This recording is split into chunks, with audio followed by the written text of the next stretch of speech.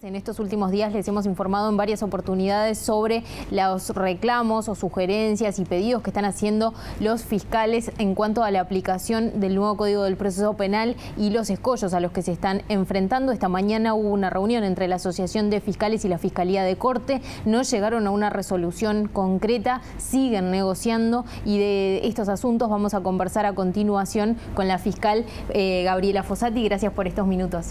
Bueno, muy buen mediodía a todos.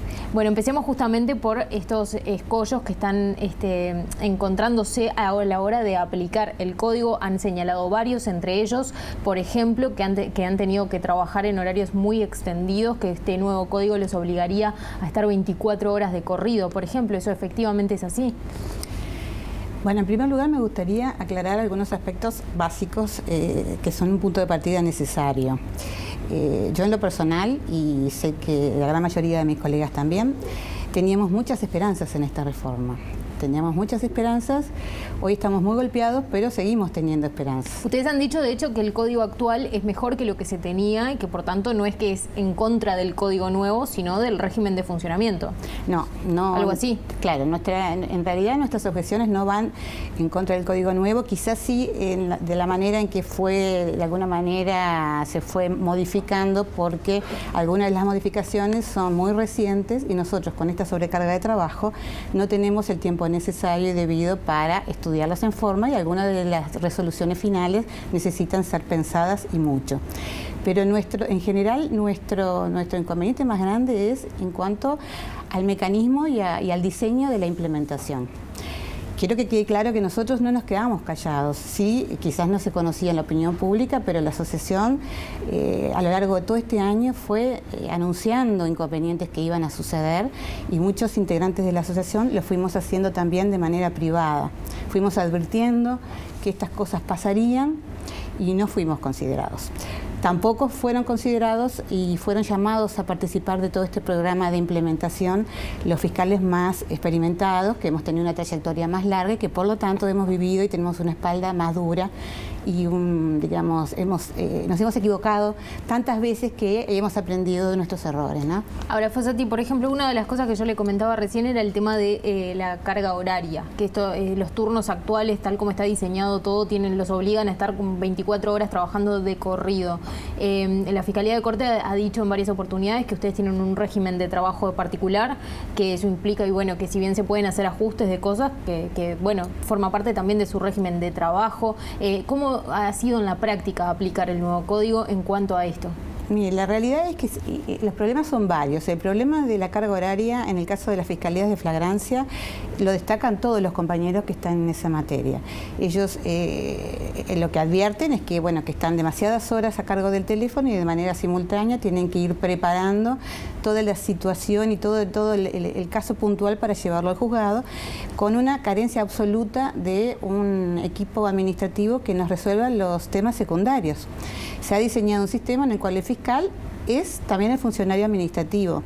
Es el que hace las llamadas, el que busca a las personas para el reconocimiento, el que contesta las llamadas, el que entrevista a todos los testigos cuando estima que es necesario con su tablet personal, y eso es impensable y es imposible de realizar y llegar en forma a las audiencias, ¿no? Usted dijo que no era el único problema el tema del horario, que hay varios escollos con los que se están enfrentando a continuación.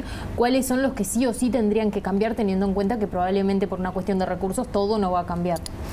Bueno, yo en eso puedo hablar a título personal y... Sí, de acuerdo a su experiencia, claro, en estas primeras semanas de aplicación del código. Yo me encuentro asignada a una fiscalía especializada en otros delitos, que tenemos entre otros delitos los hurtos, las rapiñas, los copamientos.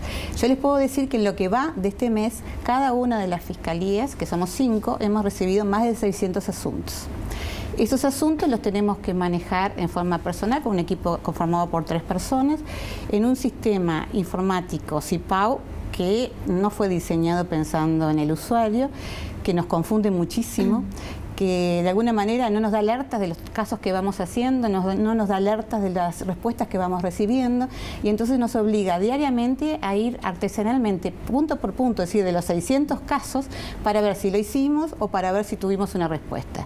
Eso de alguna manera nos está complicando muchísimo el trabajo. Y además tampoco tiene un manejo que nos permita distinguir entre los casos que son prioritarios de los casos que no lo son. Ese es otro tema, porque también han comentado que están recibiendo muchísimas llamadas y se estaba manejando la posibilidad de que pedirle a la policía que filtre en alguna medida, lo cual puede traer otros inconvenientes, como por ejemplo dejarlo a cargo de la policía, decidir qué casos pasarle al fiscal o qué casos no.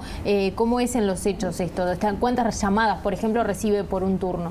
Claro, todo esto son aspectos que los fiscales estamos advirtiendo que hubieron errores graves al momento de implementar. La policía no sabe cómo manejarse, no hubo comunicación. Pero ya se comunicaba antes con los jueces. Sí, pero no saben cómo comunicarse con este nuevo formato. Y como los acota de una manera bastante extrema, y además se ha reiterado en las normas, tanto para los policías como para los fiscales, anuncios de responsabilidad personal. Esto de alguna manera lo que yo he percibido que los paraliza y nos llaman por todo. No resuelven prácticamente nada, no saben cómo manejarse prácticamente con nada. Y esta carencia en el mecanismo de implementación también la tenemos con el OPEC, con el Poder Judicial. Tenemos un problema de que el sistema de conectividad no está funcionando, y cuando nosotros los fiscales, que tenemos que hacerlo personalmente, porque no tenemos tampoco ningún administrativo que nos pueda un poco liberar de esa tarea, llevamos para hacer pedidos puntuales, el Poder Judicial de alguna manera reacciona de manera muy rigurosa y nos rechaza planteos que los tuvimos que hacer a las apuradas. Entonces, en realidad es un diseño que genera sorpresas permanentemente y de alguna manera distrae permanentemente al fiscal de lo que debería hacer, que es estudiar su caso, estudiar la ley y analizar cómo defenderlo, ¿no? Bien, ahora van a seguir negociando entonces en las próximas horas. Sí, vamos a seguir negociando. De alguna manera todo lo que queremos los fiscales es que esto se solucione y que la sociedad tenga una justicia mucho más digna, ¿no?